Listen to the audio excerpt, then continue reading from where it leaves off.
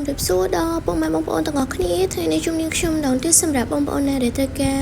boost review page ចំពោះបងប្អូនដែលត្រូវការឲ្យ page បងប្អូនមានសុវត្ថិភាពឬក៏ជាផុតពីជនអកតេមួយចំនួនដែលចង់ ban page បងប្អូនអាចមើលវីដេអូនេះពីដើមដល់ចប់បាន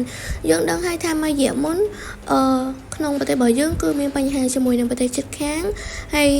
មានបញ្ហារឿង page ច្រើនមែនតើការ ban ការអីចឹងទៅហើយបងប្អូនដែលលក់ online ឬក៏អ្នកធ្វើវីដេអូមួយចំនួនអីចង់ឲ្យ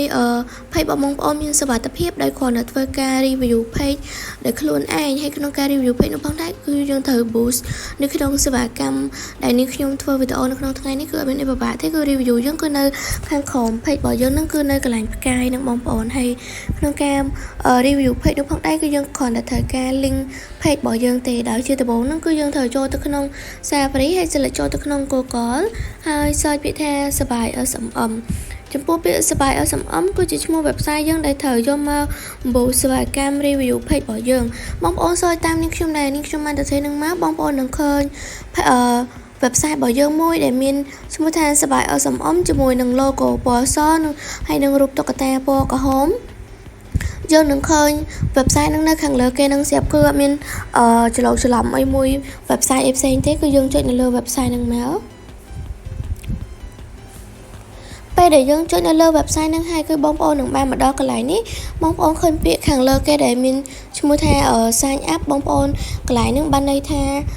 បងប្អូនដែលមិនទាន់បានចុចឈ្មោះប្រើប្រាស់ website ទេអាចទៅមើលវីដេអូមុនបាននៅក្នុង channel YouTube របស់នាងខ្ញុំដែល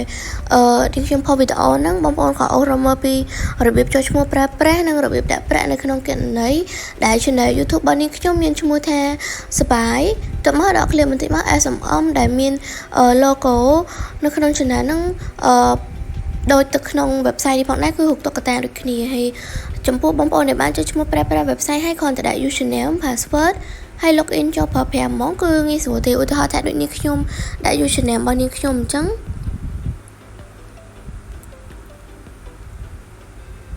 តើមកយើងដាក់ password ចំពោះបងប្អូនដែលបានចុចឈ្មោះប្រើប្រាស់ website ហ្នឹងគឺសំខាន់មែនតើគឺយើងត្រូវចាំ username ដែលបងប្អូនបង្កើតនៅក្នុង website ហ្នឹងហើយនឹង password ដែលបងប្អូនយកទៅបង្កើតដើម្បីចុចឈ្មោះប្រើប្រាស់ website ហ្នឹងហើយបន្ទាប់មកបងប្អូនចុច login មកពេលដែលយើងចុច login ហើយគឺយើងបានមកដល់កន្លែងប្រើប្រាស់សេវាកម្មរបស់យើងនេះហើយបងប្អូនក៏លេខទៅមើលក្នុង website របស់នាងខ្ញុំគឺមានចំនួនទឹកប្រាក់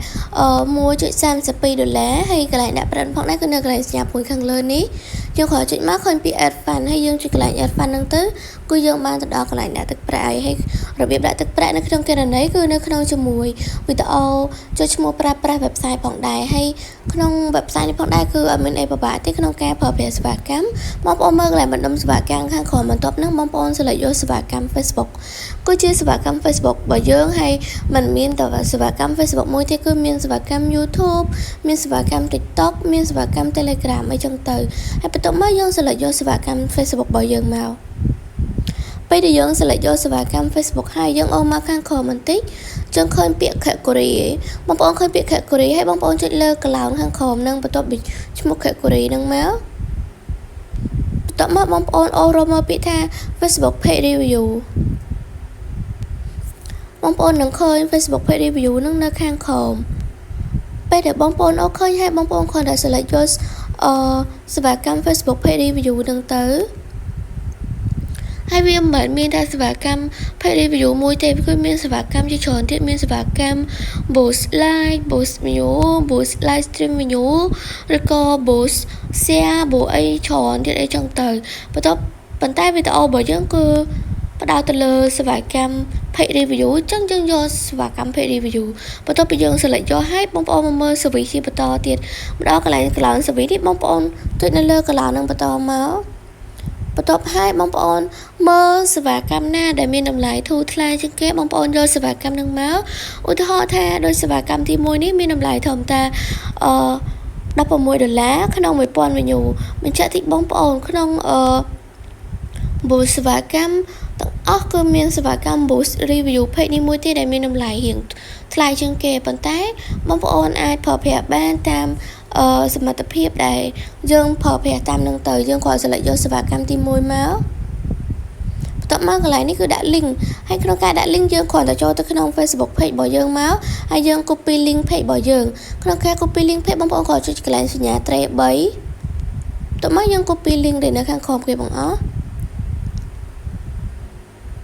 បន្ទាប់មកពេលដែលយើង copy ហើយយើងចូលទៅក្នុង website របស់យើងវិញយើងផាស link ដែលយើងបាន copy មិញហ្នឹងដាក់ចូលកន្លោនឹងមកបន្ទាប់មកទៀតម្ដងខាងក្រោមគឺបងប្អូនអាចដាក់ចំនួនដែលបងប្អូនត្រូវការមកមែនទេគឺបងប្អូនត្រូវមកទៅសេពាក្យ review ដែលបងប្អូនអាចទៅសេបាននៅខាងក្រោមហើយឧទាហរណ៍ថាក្នុងការ review នោះផងដែរខ្ញុំសូមប្រាប់ថាឧទាហរណ៍ថាយើងទៅសេពាក្យ Mamat Ghost ហើយបន្ទាប់មកយើងចុះបន្ទាត់គឺយើង return វាមកកន្លែង keyboard យើងហ្នឹងវាស្មើនឹង1 review អញ្ចឹងបងប្អូនទៅសេ self ហើយចុះបន្ទាត់ម្ដងទៀតមកគឺស្មើនឹង2 review អញ្ចឹងបានន័យថាក្នុងបងប្អូនទៅសេ1គឺបានន័យថាបងប្អូនស្មើនឹង1 review អញ្ចឹងបងប្អូនអាចដាក់ពី10 review ឡើងទៅអញ្ចឹងបងប្អូនទៅសេគ្រប់មក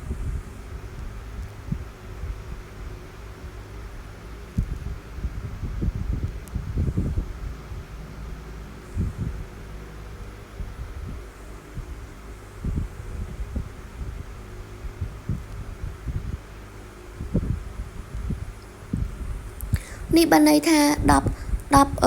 គ្រប់10 review របស់យើងហើយគឺវា load ចំនួននៅខាងលើដែលយើងធ្លាប់ដាក់ឧទាហរណ៍ថាយើង boost slide អញ្ចឹងគឺយើងទៅសេយើងចង់បាន100គឺយើងទៅសេពាក្យ100ហ្មងតែនេះអត់ទេយើងត្រូវទៅសេពាក្យ review ដែលខ្លួនឯងអញ្ចឹងវាងាយស្រួលធំហ្នឹងគឺបានន័យថាយើងចង់ឲ្យវាself មិនខ្លះបងប្អូនទៅសេតាមនឹងមកបងប្អូនចង់ទៅសេពាក្យ self ចង់ទៅសេពាក្យ code ចង់បានន័យថាបងប្អូនអាចធ្វើតាមតម្រូវការរបស់បងប្អូនបានហើយបន្ទាប់មក average time ហ្នឹងបានន័យថាការរងចាំដែលឃើញលទ្ធផលយ៉ាងយូរបំផុតហើយប៉ុន្តែនាងខ្ញុំ boost រាល់ដងហ្នឹងគឺអត់ដល់ពេលប៉ុណ្ណឹងទេត្រឹមតែ4 ទៅ 5 នាទីគឺឃើញលទ្ធផលលោតចូលទៅក្នុង page របស់យើងហើយ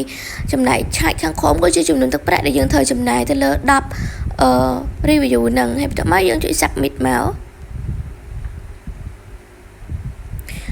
ពេលដែលយើងចុច submit ហើយយើងគ្រាន់តែរងចាំបន្តិចទៅវានឹងលោតផ្ទាំងពណ៌ខៀវបែបនេះបានន័យថាការបញ្ជាទិញសេវាកម្មរបស់យើងនឹងគឺជោគជ័យរួចរាល់ជាការស្រេចហើយវីដេអូយើងគឺមានខ្លីៗប៉ុណ្ណឹងអត់មានអីពិបាកទេបើបងប្អូនមានចម្ងល់អាច comment នៅខាងក្រោមវីដេអូសួរបែបនេះខ្ញុំនឹងឆ្លើយ comment របស់បងប្អូនទាំងអស់គ្នាហើយចាំជួបគ្នានៅវីដេអូក្រោយពីរបៀប boost សេវាកម្មផ្សេងទៀតហើយវីដេអូនេះគឺយើងមានតែប៉ុណ្្នឹងទេហើយអរគុណបងប្អូនទាំងអស់គ្នាដែលមើលវីដេអូនេះពីដើមដល់ចប់កុំភ្លេចចុច subscribe នៅលើ channel YouTube របស់នាងខ្ញុំផងហើយនាងខ្ញុំមានតែប៉ុណ្្នឹងទេអរគុណនិងជម្រាបលាបងប្អូនទាំងអស់គ្នា